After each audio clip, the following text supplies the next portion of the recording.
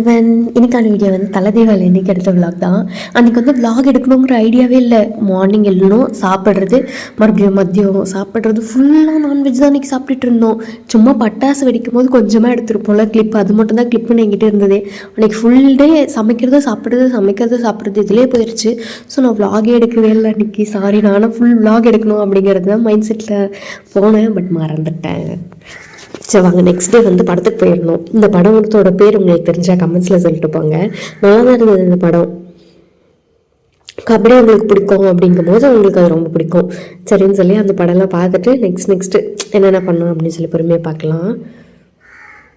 இந்த படத்துக்காக இவங்க ரொம்ப ஹார்ட் ஒர்க் பண்ணேன் அப்படின்னு சொல்லி ஒரு இன்டர்வியூவில் கூட சொல்லியிருப்பாங்க. லைக் அந்த ஸ்லாங்கை கற்றுக்கிறதுக்கு, அதெல்லாம் ஃபுல்லாக கற்றுக்கிறதுக்கே நாங்கள் கொஞ்ச நாள் இருந்தேன். இந்த படத்துக்காக நான் ரொம்ப ஹார்ட் ஒர்க் பண்ணியிருக்கேன் அப்படிங்கிற மாதிரி சொன்னாங்க. எனக்கே ரொம்ப ஷாக்கிங்காக இருந்தது, ஒரு படத்துக்காக இவ்வளோ டெடிக்கேட்டடாக ஒர்க் பண்ணுவாங்களா. அவங்க சொல்லும் போது அப்படி தான் இருந்தது எனக்கு. நம்ம சும்மா கொஞ்சம் நேரம் அந்த ஸ்க்ரீனில் பார்த்துட்டு வந்துடும், அதுக்கு பின்னாடி எத்தனை பேர் எவ்வளோ ஹார்ட் ஒர்க் பண்ணுறாங்க. இவங்க இன்டர்வியூவில் சொன்னதுனால இவ்வளோ ஹார்ட் ஒர்க் பண்ணாங்க நமக்கு தெரியுது, பட் சொல்லாமல் எத்தனை பேர் எவ்வளோ ஹார்ட் ஒர்க் பண்ணியிருப்பாங்க அப்படிங்கிற மாதிரி எனக்கு அப்போ தான் கொஞ்சம் ரியலைஸ் ஆகிற மாதிரி இருந்தது அந்த இன்டர்வியூ பார்க்கும்போது. சரி, நாங்கள் ரொம்ப மோக்கப்படுற மாதிரி இருக்குது. இப்போ என்ன பண்ணியிருக்கோம் அப்படின்னு சொல்லி பார்க்கலாம். இது வந்து நெக்ஸ்ட் டே தீபாவளி எல்லாம் முடிஞ்சிருச்சு, ஷாப்பிங் முடிஞ்சிச்சு, தீபாவளி சாப்பாடு முடிஞ்சிச்சு. அன்றைக்கி மார்னிங் எப்போ சாமி எங்கள் வீட்டில் அவ்வளோ டிஷ் நான் இதுவரை செஞ்சு என் லைஃப்பில் நான் பார்த்த மாதிரி எனக்கு சுத்தமாக ஞாபகமே இல்லை. அப்படியெல்லாம் இடியாப்பம், தோசை, இட்லி, பூரி, பொங்கல், நான்வெஜ் கிரேவிஸ் எல்லாம் இவ்வளோ செஞ்சுருக்காங்க. எங்கள் வீட்டில் அவ்வளோலாம் செஞ்சு நான் இதுவரை சாப்பிட்ட மாதிரி எனக்கு சுத்தமாக ஞாபகம் இல்லை.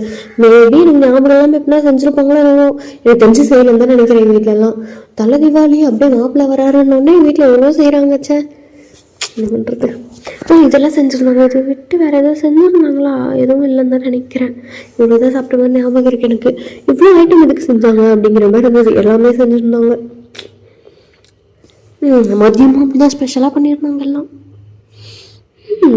நார்மல் தீபாவளினா நம்ம வீட்டில் என்ன ஏதாச்சும் இட்லி, நான்வெஜ் கிரேவி அந்த மாதிரி பண்ணுவாங்க, இல்லை சிக்கன் கிரேவி, மட்டன் கிரேவி அந்த மாதிரி ஏதாச்சும் பண்ணுவாங்க. இட்லி, தோசை அந்த மாதிரி எதாவது பண்ணுவாங்க. ஆஃப்டர்நூனும் கொஞ்சம் சிம்பிளாக முடிச்சுப்பாங்க. பட் அன்றைக்கி அப்படிலாம் முட்டை இருக்கிற எல்லாமே பண்ணியிருந்தாங்க. Okay fine. சரி வாங்க, கோலம் யாருக்காச்சும் யூஸ்ஃபுல்லாக இருக்கும், அந்த குளத்தை பார்ப்போம் அப்படின்னு சொல்லி. நமக்காகனா அவ்வளோ பண்ணலையே அப்படின்னு சொல்லி எனக்கு இருக்குது. பரவாயில்ல அப்படின்னு சொல்லி நானும் சாப்பிட்டேன் அன்றைக்கி. இருந்தாலும் நார்மல் தீபாவளிக்கு அப்படியெல்லாம் பண்ண மாட்டாங்க எங்கள் வீட்டில். சும்மா சிம்பிளாக எல்லா டேவோட ஸ்பெஷலாக பண்ணுவாங்க, பட் ரொம்ப ஸ்பெஷலாலாம் பண்ண மாட்டாங்க. அன்றைக்கி தான் ரொம்ப ஸ்பெஷலாக பண்ணியிருந்தாங்க. உங்களுக்கு இந்த மாதிரி ஏதாச்சும் எக்ஸ்பீரியன்ஸ் இருக்கான்னு சொல்லுங்கள். தலை தீபாவளிக்கு இப்படி பண்ணியிருந்தாங்க எங்கள் வீட்டில், இதுவரை அந்த மாதிரி பண்ணதில்லை. அந்த மாதிரி ஏதாச்சும் எக்ஸ்பீரியன்ஸ் இருந்தாலும் ஷேர் பண்ணியிருப்போங்க. நிஜமாவே எங்கள் வீட்டில் அந்த மாதிரி பண்ணி நாங்கள் சாப்பிட்டது மாதிரி எனக்கு சுத்தமாக ஞாபகமே இல்லை.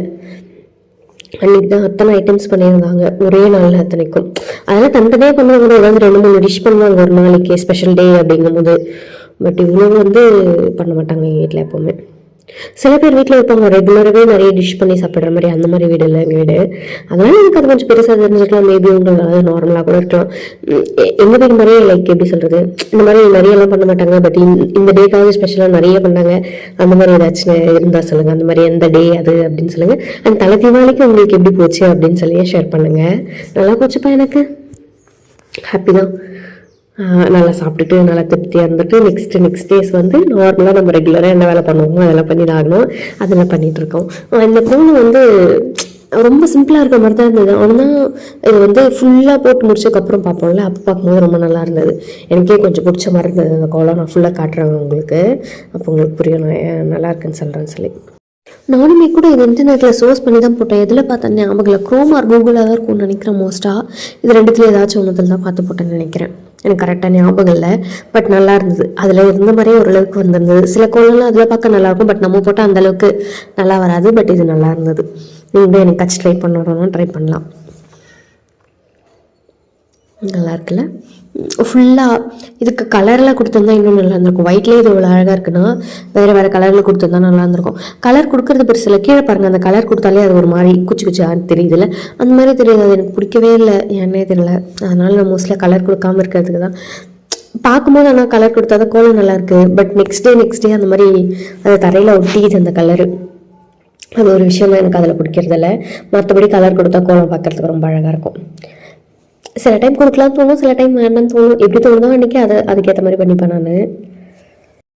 அவ்வளோதான், கோலம் போட்டு முடிச்சாச்சு. சும்மா இந்த மாதிரி கொஞ்சம் கொஞ்சம் அங்கங்கே பண்ணுறோம்ல, இந்த மாதிரி பண்ணுறது தான் கோலத்துக்கு இன்னுமே அழகு சேர்க்குமே.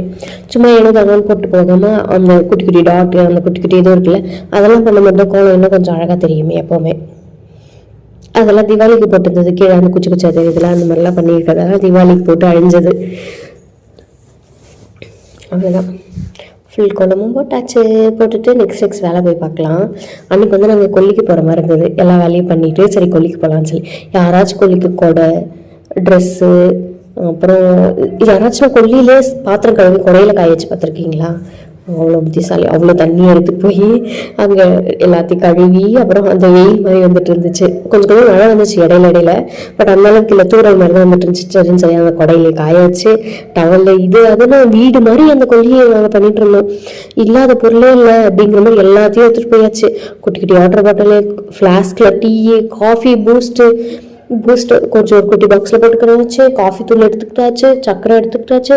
அப்புறம் வேறு என்னென்ன ஸ்நாக்ஸ் எல்லாம் கூட எடுத்துகிட்டு போயிருந்தோம். கொல்லிக்கு யாரும் அந்த மாதிரிலாம் எடுத்துகிட்டு போக மாட்டாங்க. கொல்லிக்கு வேலை செய்ய போகிறீங்களா இல்லை சாப்பிட போகிறீங்களாடா அப்படிங்கிற மாதிரி எல்லாத்தையுமே எடுத்துகிட்டு போயிருந்தோம் நாங்கள் இன்னைக்கு. பார்த்தாலே தெரியும், கொடையில எல்லாத்தையும் காய வச்சு சின்னக்கே எல்லாம் வச்சு அந்த பாக்ஸ் நல்லா இருக்காது. அண்ட் அப்படியே பாக்ஸ் எடுத்துகிட்டு வந்து வீட்லேயும் கழுவிக்கலாம். பட் அங்கே வச்சோம்னா அங்கே இருக்க எறும்பெல்லாம் அந்த பாக்ஸ்குள்ளே ஏறிடும். மறுபடியும் வீட்டுக்கு வரும்போது ஃபுல் எறும்பு நம்ம பாக்ஸ்குள்ளே இருக்கும்.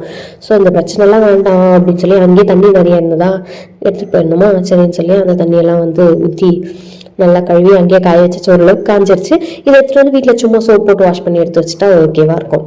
இல்லை அப்படியே எடுத்து வச்சிட்டோம்னா தான் எறும்பெல்லாம் வந்து பேக் ஃபுல்லாக ஏறி அதை நம்ம வரத்துக்குள்ளே ஒரு மாதிரி பேட் ஸ்மெல்லாம் வந்துடும். அதனால சரின்னு சொல்லி சும்மா முடிஞ்ச அளவுக்கு அங்கேயே கழுவி ஒரு ஸ்பூன் எல்லாம் எடுத்துகிட்டு போயிருந்தோம். காஃபி போட்டு குடித்தோம், என்னென்னவோ பண்ணோம் அன்னைக்கு. நல்லா போயிட்டு ஜாலியாக இருந்துட்டு வரனால டெய்லி வேலை செய்கிறவங்களுக்கு என்ன கொல்லிக்கு போகிறதுலாம் கஷ்டமாக இருக்குமோ, சும்மா இந்த மாதிரி என்னைக்காச்சும் ஒரு நாள் போகிறவங்களுக்கு ஜாலியாக தான் இருக்கும். எனக்கு ஜாலியாக தான் இருந்தது அன்றைக்கி. போய் நிறைய ஹார்ட் ஒர்க் பண்ணால் டயர்டில் ஒன்றும் என்ஜாய் பண்ண முடியாது. பட் நம்ம போகிறது சும்மா தானே. இப்போ பாருங்கள் காட்டுறேன், எவ்வளோ ஃப்ளாஸ்க்கு இது அதுன்னு எல்லாத்தையும் எடுத்துகிட்டு போய் ஜாலியாக உட்காந்து சாப்பிட்றதுக்கு போனால் ஜாலியாக தான் இருக்கும். அவ்வளோதான் இன்னைக்கான வீடியோ. இன்னொரு வீடியோ வந்து மீட் பண்ணுறோம். டாடா பாய்.